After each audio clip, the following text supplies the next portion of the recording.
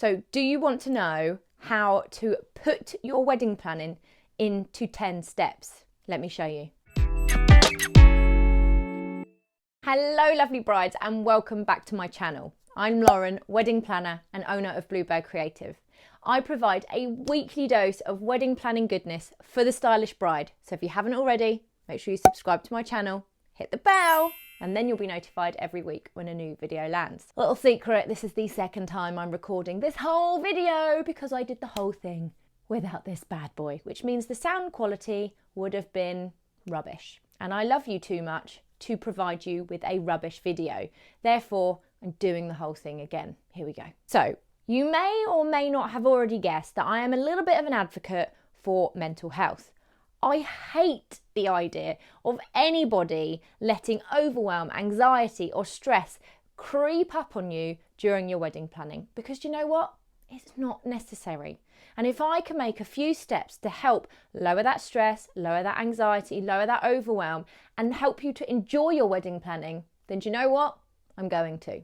So let's break your wedding planning down into 10 big steps. They're quite meaty steps, I'll be honest. We can't be classing them in the simple steps. They're not simple. There are a lot of steps in wedding planning and I am grouping them into 10. But let's go through it and hopefully this will actually keep those nasties at bay and help you enjoy your planning, because that's what it's all about. Okay, so the first step is first steps. That's what I called it, okay? It was original, I know. And I actually have a video on your complete first steps, so I'll link that here. But you need to be considering your date, you need to be considering your budget, you need your guest numbers, and you need to work out where you want your wedding. You know, like Spain, Ibiza, or Bath in England. I don't know. So those are your first steps. You want to start your Pinterest board. You want to start deciding who's going to be part of your bridal party. And you most definitely want to make sure that you have your spreadsheet created, ready to get going on your wedding planning. So that's number one. Step two, budget. Yes, I know I kind of just mentioned it. It gets its own whole section as well because it is a major fundamental part of your wedding planning. And I can't stress it enough, hence why I've mentioned it once, and then it gets its whole section as well. Without having a budget, you will get stressed. End of. I guarantee it. So please listen to this bit. If you listen to anything, listen to this bit. You need to work out how much you have got for your budget, not what is a good budget, how much you have got. You then can work out how to split your budget between suppliers, and then you'll know which suppliers to approach. And you can then add that all into the spreadsheet that you created in section 1. Again, I have a video on this, so hop on over to that if you need a bit of help. Okay, number 3, venue. The longest part of wedding planning. I'm pretty sure of it. I'm convinced, in fact. Possibly one of the most exciting bits, but it can take time to find the right venue. My little tip to you is it's a bit like house hunting.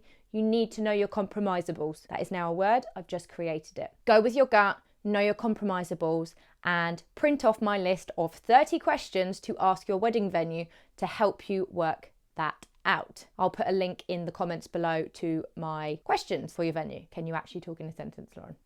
Number 4, design and style. Okay, so you want to work out how to inject your personality into your wedding. You want to know how to use the venue style in with your style and theme. Where can you add the details? What colour palette are you going to have? What time of year are you getting married? Because you probably want to pull that through into your design and style. So this stage, really think about your overall design and style and how you might implement that into the rest of your planning. This is where you can start using that Pinterest board and creating something pretty awesome. Okay, 5th step. This is a big one and it might sound a bit random, but bear with me. Stationery, signage, guest management. Seems it makes sense, and then what? I've linked up guest management and stationery because stationery includes invites and RSVPs and therefore that's guest management. See my logic? There is a bit of logic. So stationery, work out what stationery you're actually going to include in your wedding. Are you having save the dates, invitations, RSVPs, menus, table plans, table names, orders of the day, orders of service? Are you not doing any of it? Are you having a wedding website? What are you doing? This is where you decide. Then there's signage. Do you want signs around your wedding venue or your ceremony saying, please take a seat, not a side, or Mr. and Mrs. Cocktails, or we welcome you to the wedding of John and Jane, was original, Lauren, and so forth. You might want to scatter those sorts of signage around your wedding. You might want them printed, you might want them on a chalkboard. What are you going to do? This is when you think about it. And then there's the guest management side, which comes back to that spreadsheet that you've created at the beginning, and that's where you're going to implement who's coming to the wedding, who you've invited to the wedding, what they're going to eat, where they're going to sit. Don't forget this part. This is the logistical side of the planning. Super important. Your caterer will love you if you've done it properly in a spreadsheet. Trust me. Okay, then we have step 6, which is etiquette. Now, with etiquette, you don't have to follow any etiquette rules, but I suggest that you do some research on etiquette. So you should research the different types of etiquette, and then you can throw the rule book out if you want to, but make sure you're aware of what is traditionally done, and then you might be able to pick a few bits out that you really like, or just not do any of it. It's completely up to you, and weddings are a lot more relaxed now, but I would say my best piece of advice here is for you to actually research what there is, and then you can make an informed decision. Okay, so let's move on to number 7. That's 8. Number 7, there we go, which is your actual ceremony.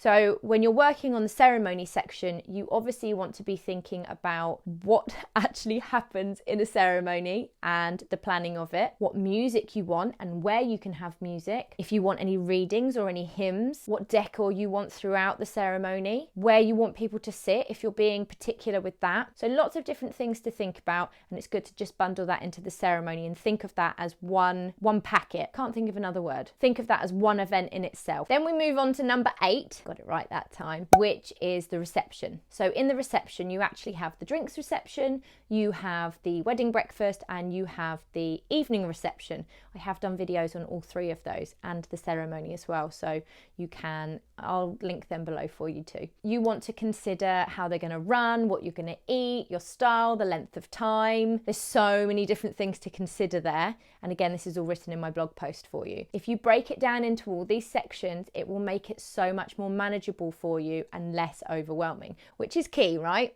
That's the key. Okay, so on to number 9. I did it. That is details. So with details, that is where we start thinking about the design and style and start pulling them through into the different areas and the different suppliers. So for example, flowers and table linens and table styling. Are you going to upgrade any of your tableware, for example? How are you going to set up your guest table? How are you going to style the drinks reception? Basically, just run through each part of the day when you're thinking about the details and consider all the different elements. This is so much fun, this section, if you're into style. But just bear in mind, if you're not into style, you don't have to do it. You can keep it simple, you can keep it held back and just classic. You don't have to go overboard. Adding all the extra stuff in is where, if you're not really up for it, it can make you feel a bit stressed. So don't do it. If it's not for you, don't do it. And finally, number 10, we have on the day itself. So you've got to make sure that you're prepared for on the day. Have you written out your full schedule for the day, when the suppliers are arriving, what's happening, and actually how the day is going to run itself? Then all you have to do is relax and enjoy yourself. Make sure that you've decided who you're delegating to. Are you having a wedding coordinator on the day so you can literally go, there you go, thank you very much. I'm now going to not think about anything and enjoy myself. Otherwise, are you going to use your wedding party to help, or a couple of other people to delegate a few jobs to? So do bear that in mind. So there are my 10 steps. Now, they're not necessarily in order because some of them kind of flow parallel to each other. Obviously, we've got the first few steps which are in order, and then the rest will kind of work parallel to each other, except for the on the day, which is clearly at the end. So don't start thinking about etiquette right at the back, because those things will sort of work alongside each other. But just by breaking them up into sections, it just helps, I think, up here. It just helps you break it down. I hope you found that helpful.